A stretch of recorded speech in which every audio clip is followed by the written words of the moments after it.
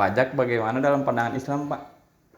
Pajak dalam pandangan Islam, untuk lebih jauhnya begini supaya lebih paham bahwa dalam Islam itu ada namanya ibadah mahdhah, ada namanya ibadah ghair mahdhah. Ibadah mahdhah ini ibadah yang perintahnya ada, contohnya juga ada seperti sholat, kemudian puasa, zakat. Nah, ibadah-ibadah mahdhah ini ibadah yang tidak boleh ditambah dan dikurangi. Sementara ibadah ghair mahdhah perintahnya ada tapi teknisnya tidak dikasih tahu. Seperti berpakaian, nah disuruh nutupin aurat, kemudian pakai apa, modelnya seperti apa. Nah, itu setiap negara punya budaya. Nah, kemudian Islam juga menyuruh kita berkeadilan sosial, ya, misalnya bagaimana orang anak terlantar dan sebagainya diurus oleh negara.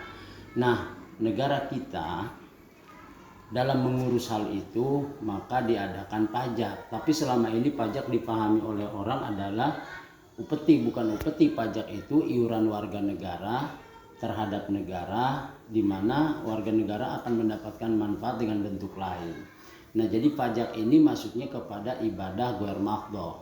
Jadi perintahnya ada untuk kesejahteraan, bahkan tanda orang bertakwa itu adalah peduli terhadap kepedulian, ada kepedulian sosial. Nah, pajak ini kan untuk membangun bangsa, membangun masyarakat, membangun atau menolong yang pokoknya segala macam lah yang berkaitan dengan kemaslahatan. Nah, ini maka teknisnya setiap negara punya aturan, punya. Nah, di Indonesia ada namanya pajak. Itu dalam rangka